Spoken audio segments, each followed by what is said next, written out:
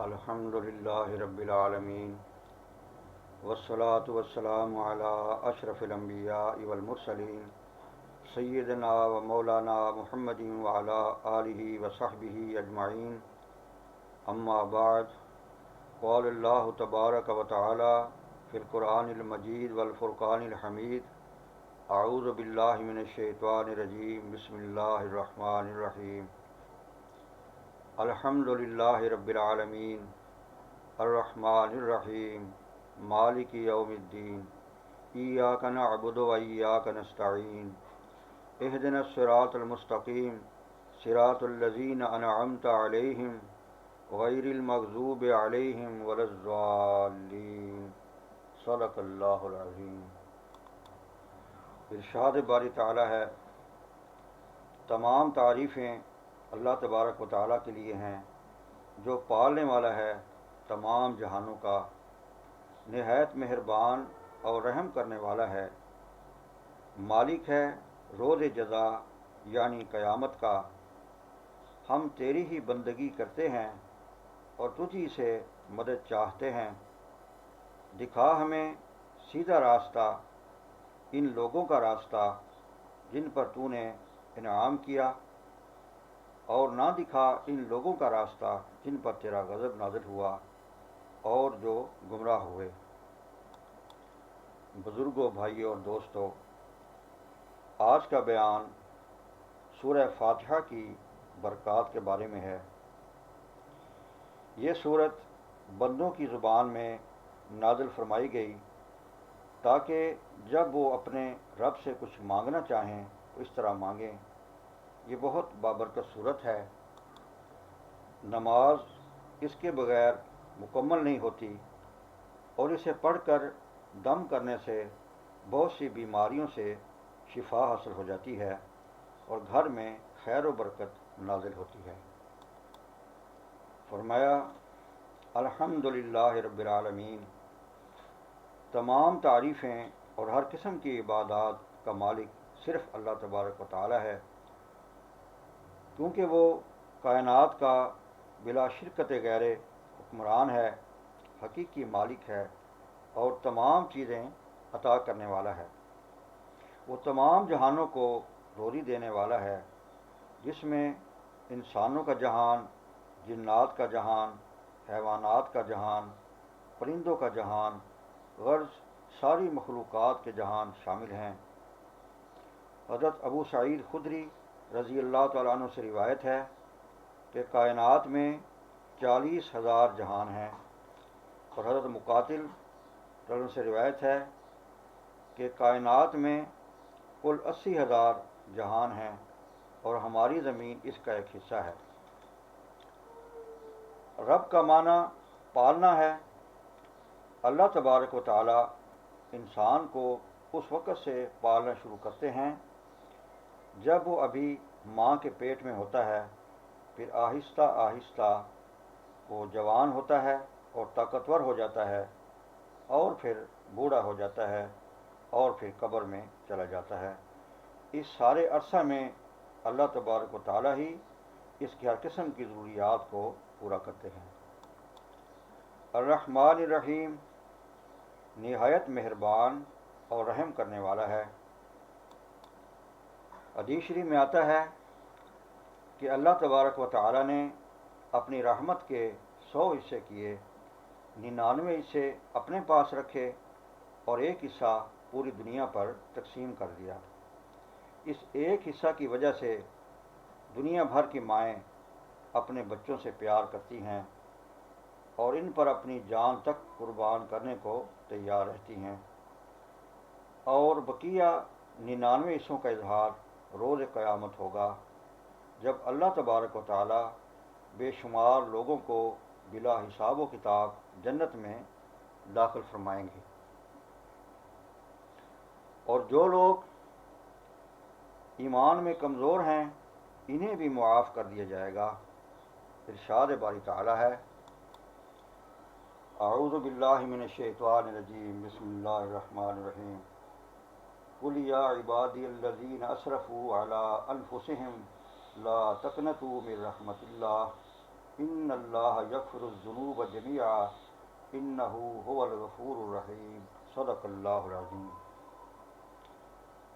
فرمایا اے نبی پاک صلی اللہ علیہ وسلم، میری جانب سے کہہ دو کہ اے میرے بندو، جنہوں نے اپنی جانوں پر زیادتی کی ہے، تم اللہ کی رحمت سے نا امید نہ ہو جاؤ۔ بالیقین اللہ تبارک و تعالی سارے گناہوں کو بخش دیتا ہے، واقعی و بڑی بخشش والا، رحمت والا ہے۔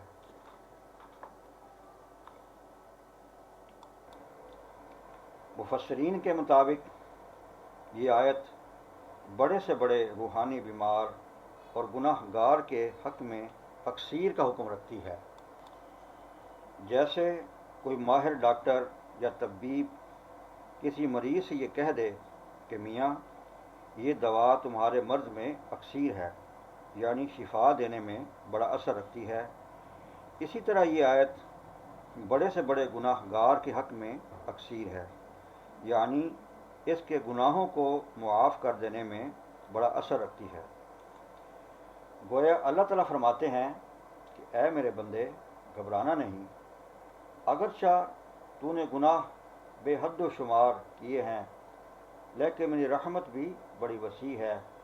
میں تمہارے گناہوں کے تمام دفتروں کو جو کرامن کاتبین نے لکھے ہیں یا قلم مٹا دینے والا ہوں، اور پھر یہی نہیں بلکہ تمہارے گناہوں کو نیکیوں میں بدل دینے والا ہوں۔ سبحان اللہ، کیا رحمت کا ٹھاٹھیں مارتا ہوا سمندر ہے کہ پہلے گناہوں سے دفتروں کے دفتر سیاہ تھے، اور جب رحمت جوش میں آئی تو وہ گناہوں کے دفتر نیکیوں میں بدل گئے۔ جیسے پہلے گناہوں کا کوئی شمار نہیں تھا، اب نیکیوں کا کوئی شمار نہیں۔ اللہ تعالیٰ سے دعا ہے کہ وہ ہمیں بھی اپنی رحمت کے سمندر میں غرق کر دے، آمین۔ سورہ یوسف میں ارشاد باری تعالیٰ ہے، اعوذ باللہ من الشیطان الرجیم، بسم اللہ الرحمن الرحیم۔ یا بنی اذھبوا فتحسسوا من یوسف واخیہ ولا تیأسوا من روح اللہ انہ لا ییأس من روح اللہ الا القوم الکافرون۔ صدق اللہ العظیم۔ میرے پیارے بچوں، تم جاؤ اور یوسف علیہ السلام کی اور اس کے بھائی کی پوری طرح تلاش کرو، اور اللہ کی رحمت سے نا امید نہ ہو۔ یقیناً رب کی رحمت سے نا امید وہی ہوتے ہیں جو کافر ہوتے ہیں۔ یعنی اللہ تبارک و تعالیٰ کی بے پایہ رحمت سے مایوس ہونے والے صرف کافر و مشرک لوگ ہیں۔ مسلمان کبھی بھی اللہ کی رحمت سے مایوس نہیں ہوتا۔ ایک حدیث قدسی کے مطابق اللہ تبارک و تعالیٰ ارشاد فرماتے ہیں کہ میری رحمت میرے غضب پر بھاری رہے گی۔ مقام غور ہے کہ جب ایک حصہ کی وجہ سے تمام دنیا کی مائیں اپنے بچوں سے پیار کرتی ہیں، تو 99 حصوں کی وجہ سے اللہ تبارک و تعالیٰ اپنے بندوں سے کتنا پیار کرتا ہوگا۔ مالک یوم الدین، مالک ہے روز جزا یعنی قیامت کا۔ اسلامی تعلیمات کے مطابق ہر انسان اپنے اچھے یا برے اعمال کا روز قیامت حساب دے گا۔ اللہ تبارک و تعالیٰ نے انسان کے اچھے یا برے اعمال لکھنے کے لیے 2 فرشتے کرامن کاتبین مقرر کیے ہیں جو اس کے تمام اعمال لکھ رہے ہیں۔ ارشاد باری تعالیٰ ہے، کرامن کاتبین یعلمون ما تفعلون، یعنی 2 عزت والے لکھنے والے فرشتے جانتے ہیں جو کچھ تم کرتے ہو۔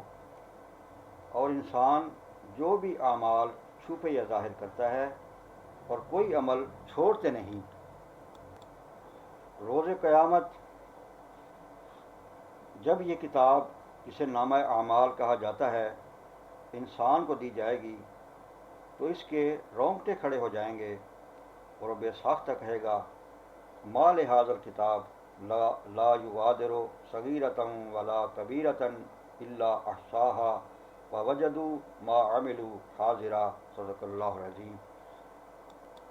کہ یہ کیسی کتاب ہے، اس نے میرا کوئی بھی عمل بغیر گھیرے کے نہیں چھوڑا، اور جو کچھ انہوں نے کیا ہوگا موجود پائیں گے۔ لہذا انسان کو اس دن کے لیے خود کو تیار کر لینا چاہیے جب اس کے ماں باپ، بیوی بچے، دوست یار اس کے کچھ کام نہ آئیں گے اور وہ اکیلا خدا کے حضور حساب و کتاب کے لیے کھڑا ہوگا۔ ایاک نعبد و ایاک نستعین، ہم تیری ہی عبادت کرتے ہیں اور تجھی سے مدد چاہتے ہیں۔ یہ آیت ہمیں بتاتی ہے کہ حقیقی بندگی اور عبادت صرف اور صرف اللہ تبارک و تعالیٰ کی ہے۔ اسی طرح حقیقی مدد بھی صرف اللہ تبارک و تعالیٰ کی ہے۔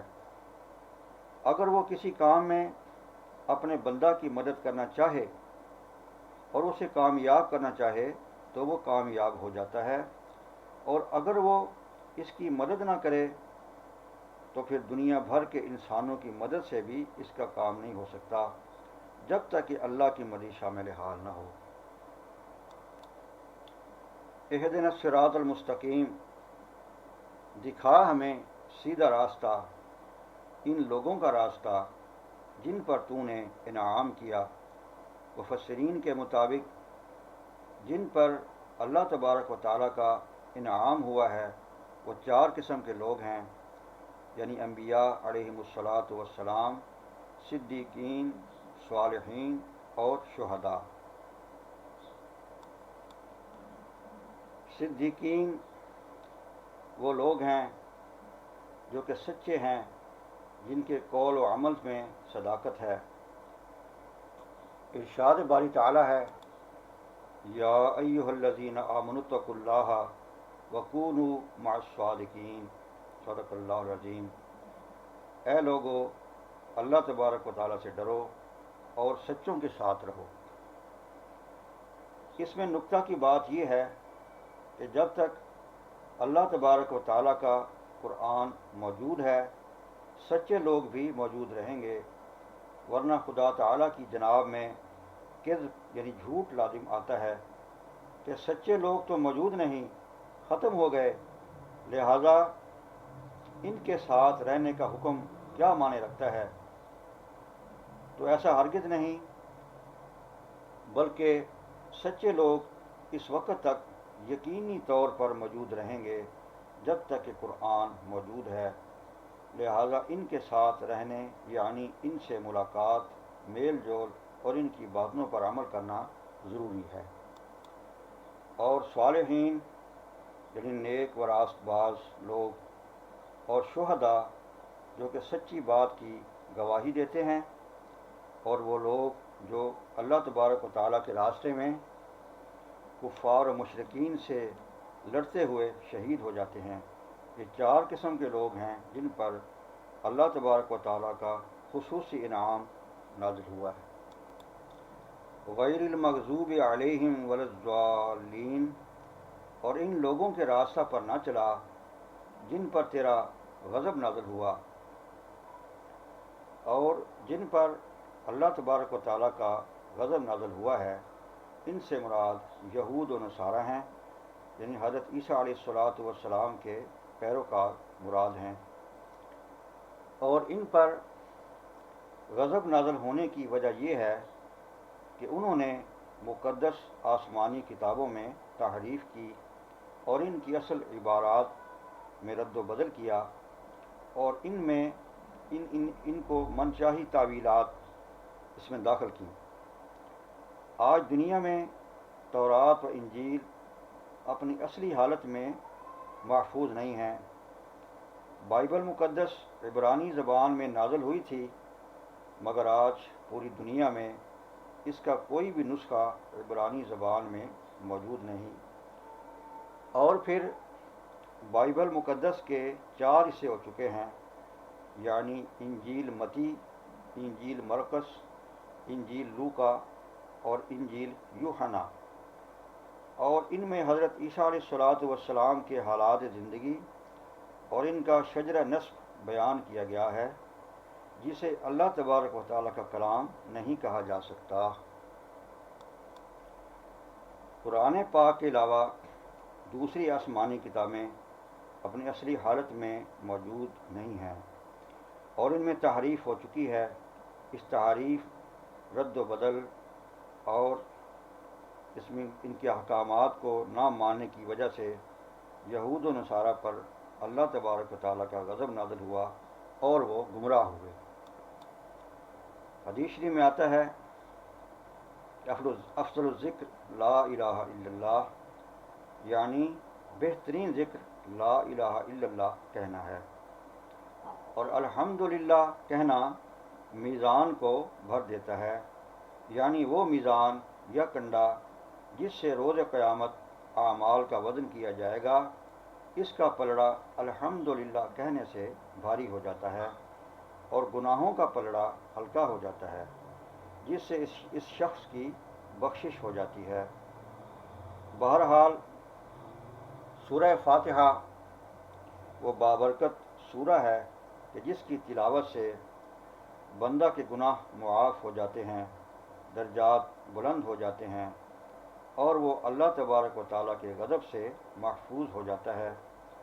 اللہ تبارک و تعالیٰ سے دعا ہے کہ وہ ہمیں اچھے اعمال کرنے کی توفیق عطا فرمائے اور روزانہ قرآن پاک کی تلاوت اور اس پر عمل کرنے کی توفیق عطا فرمائے۔ وما علینا الا البلاغ المبین۔